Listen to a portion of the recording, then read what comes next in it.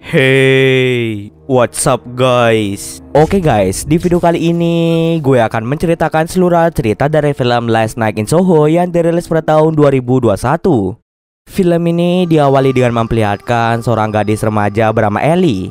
Ellie adalah seorang gadis ceria yang sangat menyukai hal-hal yang bernuansa tahun 60-an. Mulai dari style baju dan musik kesukaan Ellie, semuanya bernuansa gaya tahun 1960-an. Saat ini Ellie tinggal bersama dengan neneknya di sebuah pedesaan terpencil di Inggris.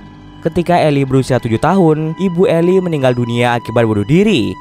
Sejak saat itulah hanya nenek Ellie saja yang merawat Ellie hingga saat ini. Ellie memiliki cita-cita untuk menjadi seorang desainer sama seperti ibunya dulu. Kamarnya pun dipenuhi dengan sketsa rancangan baju, kain-kain serta alat jahit baju.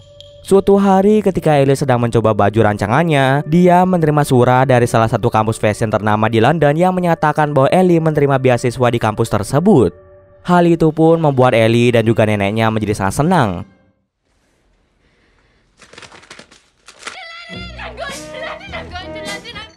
Kini kesempatan Ellie untuk menjadi desainer terkenal pun semakin dekat.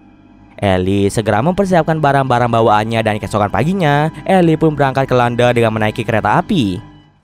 Nicole. No, I will.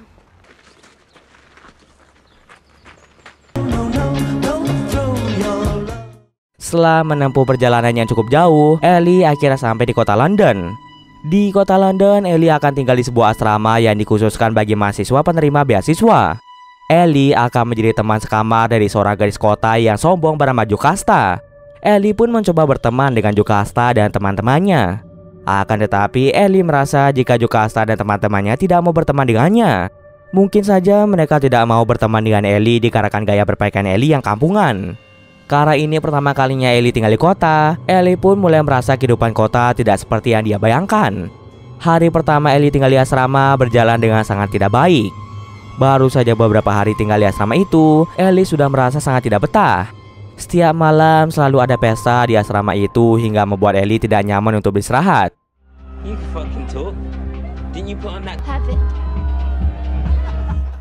Oleh karena itu, Ellie memutuskan untuk pindah ke tempat lain.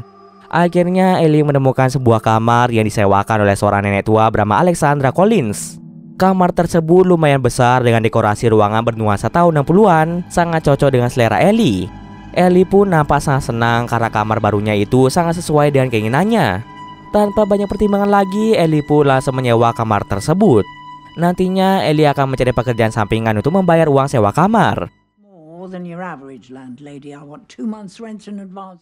Kemudian Ellie pun pulang ke asrama untuk mengemasi barang-barangnya dan segera pindah ke kamar barunya tersebut. Malam harinya Ellie pun segera tidur di kamar. Dalam tidurnya Ellie tiba-tiba saja bermimpi tentang seorang wanita cantik bernama Sandy.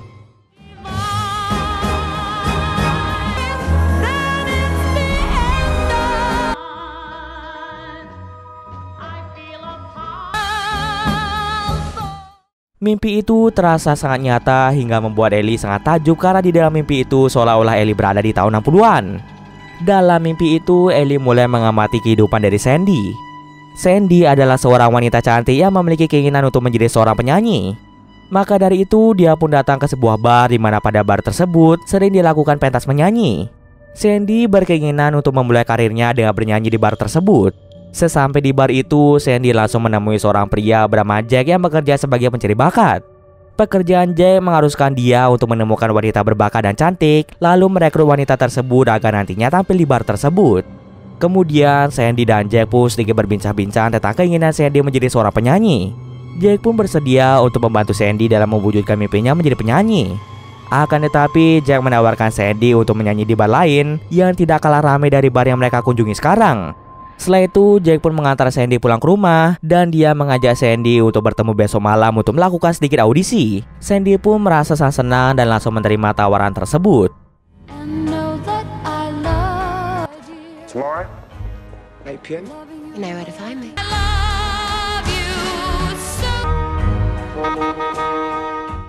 Ellie yang sejak tadi melihat apapun yang dilakukan oleh Sandy mulai merasa takjub akan kecantikan dan keanggunan dari Sandy. Ketika Sandy tidur, Ellie mencoba untuk menyentuh Sandy. Akan tetapi saat menyentuhnya, tiba-tiba saja Ellie terbangun dari mimpinya. Di kampus, Ellie pun membuat rancangan gaun yang terinspirasi dari gaun yang dikenakan oleh Sandy. She is. Lalu datanglah teman sekelas Ellie bernama John yang mulai memuji rancangan gaun Ellie. Sejak pertama kali pindah ke London, hanya John saja yang memperlakukan Ellie dengan baik. Lalu John pun mengajak Ellie untuk bertemu nanti malam. Akan tetapi ajakan John ditolak oleh Ellie dikarenakan Ellie yang ingin tidur lebih cepat. Yeah, I kinda do actually. Ellie berharap jika dia bisa bermimpi lagi tentang Sandy. Ellie merasa mimpinya tentang Sandy itu sangatlah seru. Ketika Ellie tertidur, Ellie kembali bermimpi tentang kehidupan Sandy. Dalam mimpi itu, Sandy dan Jack pergi ke sebuah bar sepi, dan di sanalah Jack meminta Sandy untuk menunjukkan kemampuan bernyanyinya. Life is making you lonely, you can away all your troubles, forget all your cares, so go. Setelah mendengar suara merdu dari Sandy, Jack pun memutuskan untuk merekrut Sandy menjadi salah satu penyanyi dan Jack sendiri yang akan menjadi manajer Sandy. Kemudian Sandy dan Jack pun pergi dari bar tersebut. Sejak pertama kali bertemu Jack, Sandy sudah merasa tertarik pada ketampanan Jack. Sandy pun mengajak Jack untuk pergi ke rumahnya dan mereka pun langsung melakukan mantap-mantap. Ellie yang menyaksikan hal itu hanya bisa terdiam saja dan tiba-tiba saja Ellie pun terbangun dari tidurnya. Melihat kehidupan Sandy dalam mimpinya membuat Ellie menjadi terobsesi pada Sandy. Maka dari itu, Sandy pun berniat untuk merubah gaya rambutnya serta merubah style berpakaiannya agar mirip dengan Sandy. Ellie segera pergi ke salon untuk mewarnai rambutnya menjadi pirang serta menata rambutnya supaya terlihat mirip seperti rambut Sandy. Tak lupa dia juga membeli beberapa baju baru yang mirip dengan baju Sandy. Sore harinya, Ellie mulai mencari pekerjaan sampingan di sebuah bar. We are to start somewhere. Okay. What shifts can you do? Whenever you want.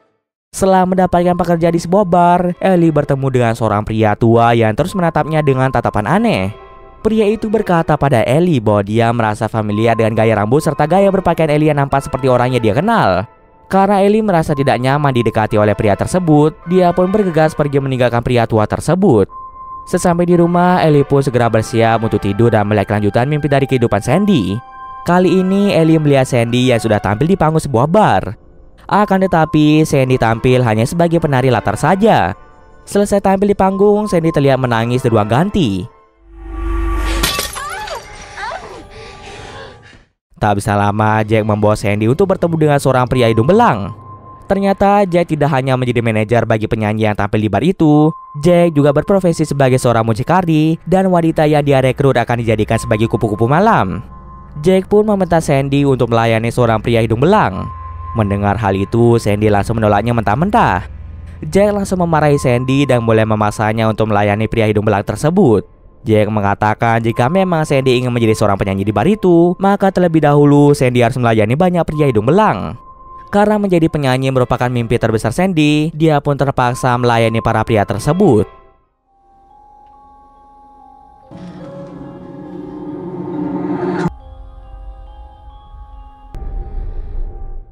Ellie yang dari tadi melihat seluruh kejadian yang dialami oleh Sandy mulai merasa kasihan padanya. Ellie berpikiran bahwa apapun yang terjadi pada Sandy merupakan hal yang sangat tidak pantas untuk diterima oleh Sandy. Ellie mencoba untuk menghentikan pria hidung belang yang ingin melecehkan Sandy. Namun dia ingat jika dia hanya berada di dalam mimpi saja sehingga dia tidak bisa melakukan apapun. Tak lama kemudian Ellie pun terbangun dari tidurnya. Mimpi tentang kehidupan menyedihkan Sandy terus terbayang di dalam pikiran Ellie.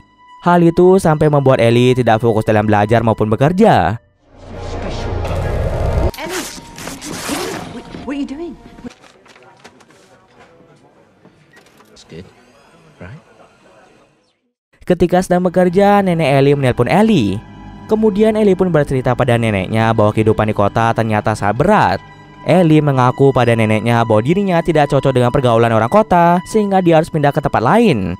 Setelah selesai berbincang dengan neneknya, Ellie kembali bertemu dengan pria tua yang so akrab dengannya kemarin. Teman kerja Ellie mengatakan bahwa dahulu pria tua itu dikenal suka memikat banyak wanita. Sejak awal Ellie sudah merasa curiga pada pria tua itu. Mengapa pria tua itu seakan-akan tahu siapa itu Sandy? Setelah si pekerjaan selesai, Ellie pun pulang ke rumah. Saking kelelahannya, Ellie tanpa sadar tertidur dan mulai melanjutkan mimpi tentang kehidupan Sandy. Dalam mimpinya banyak sekali pria hidung belang yang mulai mengajak Sandy untuk melakukan mantap-mantap. Setiap bertemu dengan para pelanggannya, Sandy akan selalu mengganti namanya, hingga ada satu pria yang mulai menanyakan nama asli dari Sandy. What's your name? Alexei. What's your name? Alexandra. That's a lovely name. What's your name? Andy. What's your name? Lexi. That's a lovely name. What's your real name, love? Sandy. It is Sandy. Pria itu mengaku sebagai polisi yang sedang berusaha untuk membebaskan Sandy dari dunia kelam tersebut. Akan tetapi Sandy menolaknya karena dia merasa sudah terlambat untuk kembali ke kehidupannya yang dulu. Ellie berusaha untuk memaksa Sandy keluar dari bar itu, akan tetapi Ellie malah terbangun dari tidurnya. Kemudian Ellie mulai diteror oleh sosok hantu pria tanpa wajah. Sejak saat itu Ellie memutuskan untuk tidak lagi bermimpi tentang kehidupan kelam dari Sandy.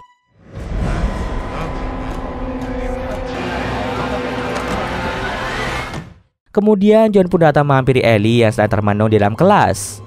John mengajak Ellie untuk menghadiri pesta Halloween yang diadakan oleh kampus mereka. Kebetulan Ellie tidak ingin tidur malam ini, maka dari itu Ellie bersedia untuk ikut ke pesta Halloween bersama dengan John. Sesampai di pesta itu, datanglah Jocasta yang mulai memberikannya minuman.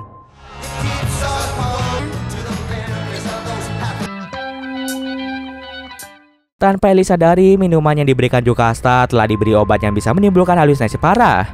Saat sedang asik menari, Ellie pun mulai mengalami halusinasi. Ellie terus melihat bayangan Sandy serta banyak pria tanpa wajah. Sementara John merasa sangat heran mengapa Ellie bertingkah seperti orang yang kebingungan. Ellie pun mulai mengajak John untuk pulang ke rumahnya saja. Ellie meminta John untuk menemaninya agar dia tidak tidur malam ini. Kemudian John dan Ellie berniat untuk melakukan mantap-mantap di kamar Ellie.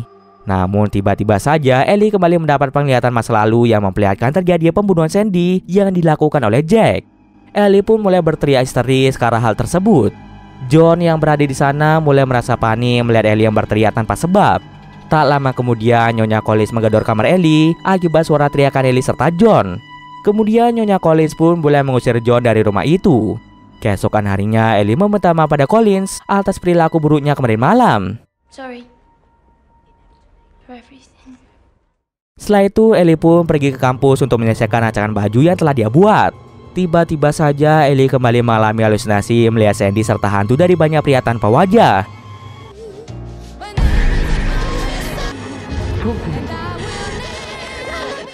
Tentu saja hal itu membuat Ellie menjadi sangat ketakutan. Perasaan resah dan khawatir tentang kematian Sandy membuat Ellie nekat melaporkan kematian Sandy pada polisi.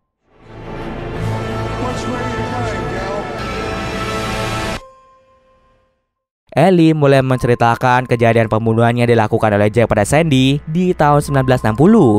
Ellie merasa curiga pada pria tua yang sering bertemu dengannya dan bertingkah seolah-olah mengenal Sandy. Ellie pun sangat yakin jika pria tua itu adalah Jack, mengingat teman kerja Ellie pernah mengatakan jika pria itu sering memikat banyak wanita, sama seperti yang dilakukan oleh Jack. Meskipun belum terbukti bahwa pria tua itu adalah Jack, namun Ellie bersikeras menyuruh polisi untuk mengusut kasus kematian Sandy yang masih menjadi misteri hingga saat ini.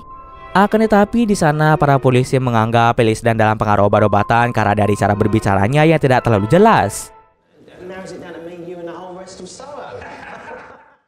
Meskipun begitu, ada seorang polisi wanita yang mau menolong Ellie untuk mencari tahu siapa Sandy dan mengungkap hilangnya Sandy. Kemudian Ellie pergi ke perpustakaan kota sendirian untuk mencari informasi tentang Sandy dari koran-koran lama pada tahun 60-an. Tak bisa lama, John datang menghampiri Ellie. Di sana Ellie mulai bercerita pada John tentang penglihatan masa lalunya yang dia lihat kemarin malam. Meskipun cerita Ellie terdengar sangat tidak masuk akal, John masih tetap percaya pada Ellie. John mulai membantu Ellie dalam mencari berita tentang kematian Sandy. Saat John pergi mencari koran di sekitar perpustakaan, Ellie kembali melanjutkan pencariannya di komputer perpustakaan. Lagi dan lagi Ellie mengalami halusinasi diganggu oleh hantu dari banyak pria tanpa wajah. Saking paniknya, Ellie hampir saja menusuk Jocasta dengan gunting. Beruntungnya ada John yang menghentikan aksi yang dilakukan oleh Ellie. Setelah kejadian itu, Ellie pun pergi ke bar tempatnya bekerja. Sesampai di sana, bos Ellie mengatakan bahwa ada pelanggan yang ingin bertemu dengan Ellie, dan ternyata pelanggan itu adalah pria tua yang Ellie yakini sebagai Jack. Ellie pun mulai menuduh pria itu sebagai pembunuh Sandy. Akan tetapi, pria itu menyangkal semua tuduhannya dikatakan oleh Ellie. Pria tua itu memberitahu Ellie bahwa pembunuh Sandy adalah seseorang bernama Alex. Ellie pun tak semudah itu percaya pada perkataan dari pria tersebut. I see her. Smoke. Ketika pria itu pergi dari bar tersebut, tiba-tiba saja dia ditabrak oleh mobil hingga dia pun meninggal dunia. Kemudian Ellie pun mengetahui bahwa ternyata pria tua itu bukanlah Jack. Nama pria itu adalah Lindsay dan dia merupakan polisi yang pernah mencoba untuk membantu Sandy. Hal itu pun membuat Ellie menjadi sangat bingung. Jika pria itu bukanlah Jack, lalu di mana saat ini Jack berada? Sebelum pikiran Ellie menjadi semakin gila akibat terus memikirkan masa lalu Sandy, Ellie memutuskan untuk kembali ke tempat asalnya saja dan melupakan semuanya tentang Sandy. Beruntungnya ada John yang bersedia mengantar Ellie ke tempat asalnya. Kemudian John dan Ellie pun kembali ke rumah Collins untuk mengambil barang-barang Ellie. Ellie meminta John untuk tetap berada di dalam mobil, dan jika Ellie tidak keluar dari rumah itu dalam waktu 15 menit, Ellie meminta John untuk mencarinya ke dalam rumah. Kemudian Ellie langsung menemui Collins untuk meminta izin pulang ke tempat asalnya. Collins meminta Ellie untuk masuk ke kamarnya terlebih dahulu karena ada suatu hal yang ingin dia katakan. Sebelum memulai perbincangan, Collins memberikan secangkir teh pada Ellie untuk menghilangkan kepanikan yang masih dirasakan oleh Ellie. Kemudian Collins memberitahu Ellie bahwa tadi ada seorang polisi yang datang ke rumahnya. Polisi itu menanyakan pada Collins tentang seorang wanita bernama Sandy yang pernah meninggal di rumah Collins. Collins pun mengaku bahwa memang pernah ada wanita bernama Sandy yang meninggal di sana.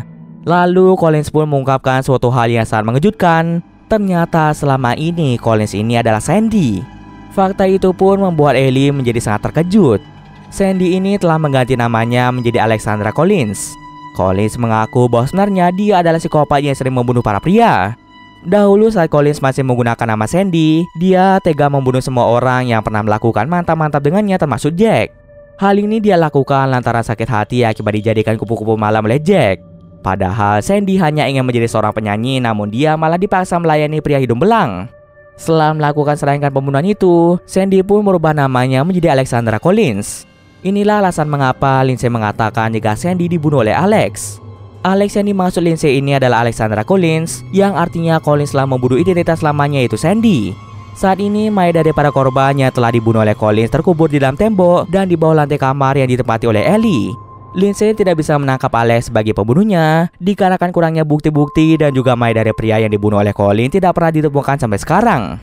Kemungkinan besar hantu dari para korban Sandy lah yang membuat Ellie bermimpi tentang kehidupan Sandy di masa lalu. Para hantu itu seperti ingin memberi petunjuk tentang kejahatan yang telah dilakukan Sandy atau Collins ini.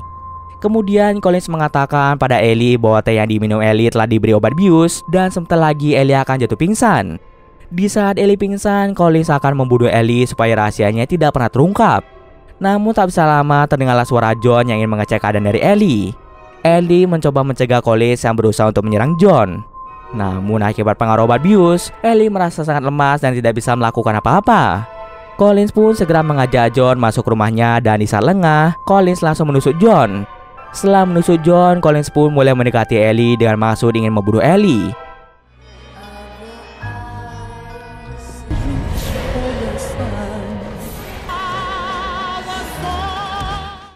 Dengan sekuat tenaga, Ellie segera bersembunyi dalam kamar. Tapi baru saja masuk ke sana, Ellie mulai diteror oleh hantu dari pria-pria yang dibunuh oleh Collins.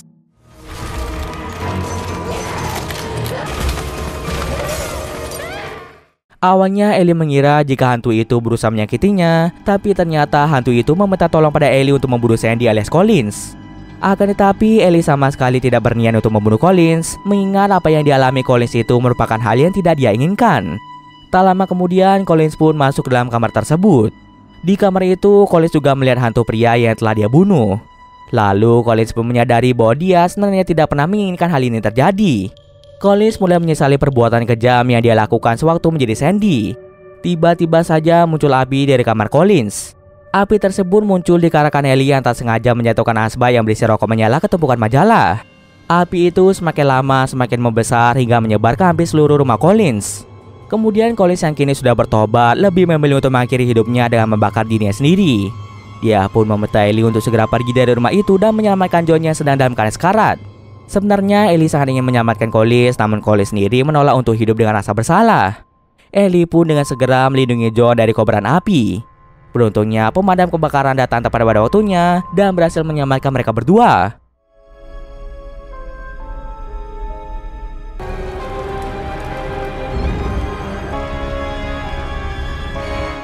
Beberapa bulan pun telah berlalu semenjak kejadian kebakaran rumah Collins. Kini Ellie kembali mewarnai rambutnya menjadi coklat dan dia tidak lagi terobsesi pada gaya dari penampilan Sandy. Ellie tetap melanjutkan kuliahnya di kampus fashion London dan dia telah menciptakan gaun yang terinspirasi dari Sandy. Saat ini gaun buatannya sedang dipamerkan dalam peragaan busana yang diadakan oleh sekolahnya. Ellie pun mendapatkan banyak pujian berkat gaun buatannya tersebut. Kini Ellie telah hidup bahagia dengan ditemani oleh John sebagai pacarnya serta neneknya yang selalu ada untuknya. Dan cerita pun selesai. Oke, mungkin sekian dulu video kali ini. Jika ada salah gue mohon maaf. Oke, see you next video guys.